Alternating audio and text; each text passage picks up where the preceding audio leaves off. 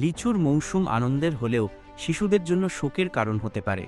গরমকাল মানেই লিচু, যা রসালো ও মিষ্টি ফল এবং শিশুরা পছন্দ করে। ঠাকুরগাঁও ও শেরপুরে লিচু খেতে গিয়ে গলায় বিচি আটকে 2 জন বাচ্চা মারা গেছে। বাবা মায়ের এখন থেকেই সাবধান হওয়া উচিত। বাচ্চারা তাড়াহুড়ো করে পুরো লিচু মুখে দেয়, যা খাদ্যনালী ছোট হওয়ার কারণে গলায় আটকে দম বন্ধ করে দিতে পারে, এমনকি মৃত্যুও হতে পারে।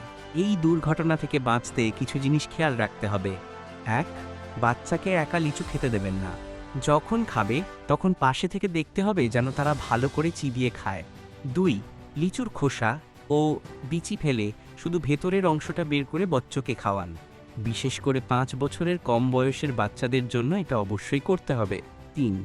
বাচ্চাকে বোঝাতে হবে যে লিচুর বিচি গলায় আটকে গেলে দম বন্ধ হয়ে যেতে পারে।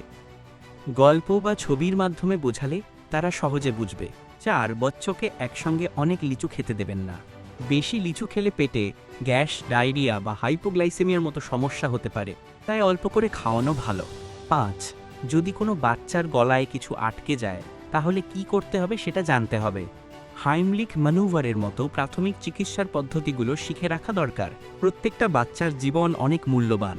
একটুখানি সতর্কতা ও যত্ন আমাদের বাচ্চাকে অনেক বড় বিপদ থেকে বাঁচাতে পারে। এই গরমে লিচু খান, তবে বাচ্চাদের নিরাপত্তার দিকেও খেয়াল রাখুন।